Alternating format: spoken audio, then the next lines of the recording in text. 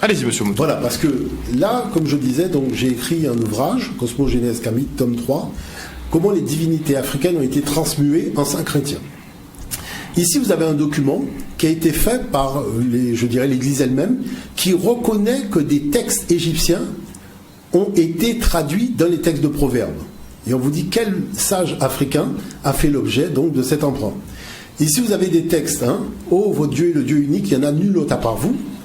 Donc, à part lui, vous retrouvez ce texte-là dans la Bible, vous retrouvez dans le Coran. Regardez cette scène sacerdotale africaine, voyez, et regardez la même scène au Vatican. Vous avez quand même plusieurs milliers d'années d'intervalle. Et c'est la même scène sacerdotale qu'on appelle la Sedia Gestoria. Regardez la scène de l'annonciation de l'ange Gabriel à la Vierge. Vous avez déjà cette scène en Afrique.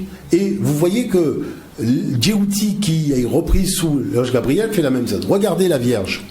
Voyez, Asceta Maria face à la Vierge reprise par les Occidentaux. La même scène, ce qu'on appelle la Maria Lactance, la Ceta Lactance.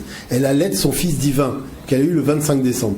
Et vous voyez cette transgression entre cette divinité africaine qui va exister en Europe sous l'aspect africain et après qui va être européanisée. Regardez ici ce qu'on appelle Saint-Michel qui harponne le serpent avec un harpon et qui est déjà mi-homme mi-oiseau en Afrique. Et ça va être repris à l'identique par les Européens. Mais toujours blanchi. Vous voyez, il y a quand même cette constante. Regardez quand il est debout sur le crocodile qui représente le mâle avec le harpon dans la gueule, c'est la même chose, Saint-Michel, qui est debout sur l'espèce de dragon avec le même harpon dans la même gueule. C'est-à-dire, on pourrait même jouer au jeu des 7 erreurs.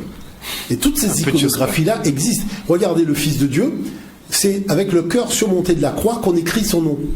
Unen Nefer. Voyez, et on va utiliser ce même cœur surmonté de la croix pour parler du Sacré-Cœur, donc de la divinité chrétienne. Et pourtant, il est mort ressuscité. Regardez sa résurrection. Vous voyez, il y a les deux femmes de chaque côté. Il s'élève vers son Père. Et regardez, de l'autre côté, vous avez les deux mêmes femmes. Et regardez les babouins d'un côté et regardez les visages des enfants de l'autre. Et le texte est le même. C'est pas simplement une iconographie, c'est-à-dire le texte se rapportant, vous voyez, à cette élévation, vers le ciel, eh ben, on a le même texte. Donc, la chose, c'est que vous comprenez bien qu'arriver à un tel niveau de technicité de la documentation, je pense que la moindre des choses, c'est de revenir à l'honnêteté et à la vérité.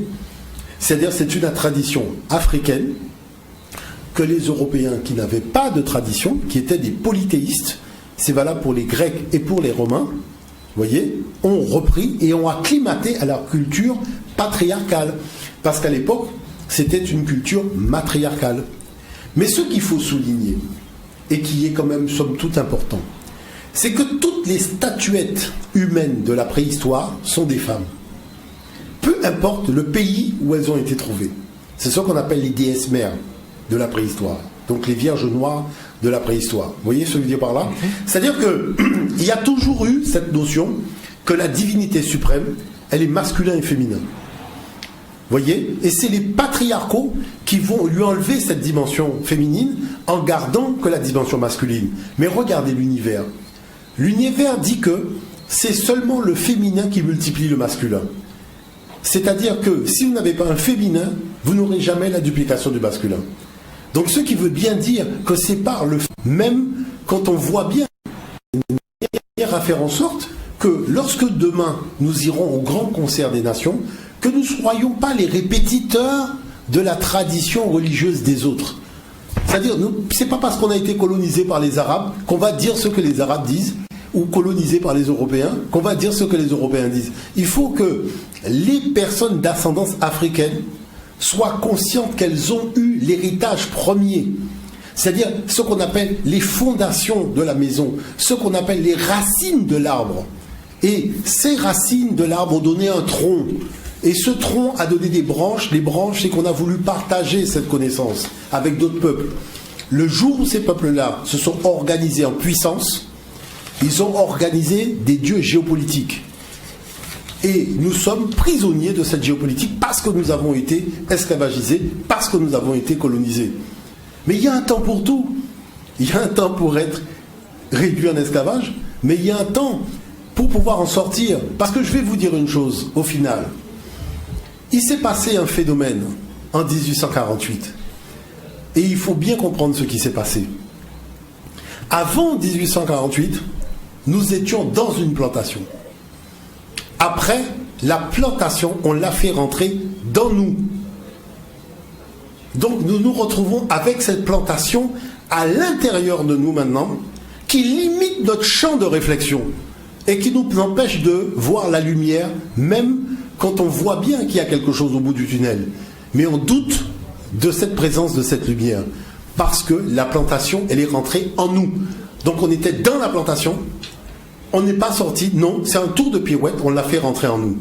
Ah ben il va falloir, sur la base d'éléments tangibles, d'éléments scientifiques, d'éléments vérifiables, et aussi d'éléments exprimés par tous les individus animés de sincérité, peu importe leur origine culturelle et leur couleur de peau, tous ceux qui ont voulu témoigner de minimum de vérité parce qu'ils ont eu accès à la documentation universelle de l'humanité. C'est de cela dont il s'agit.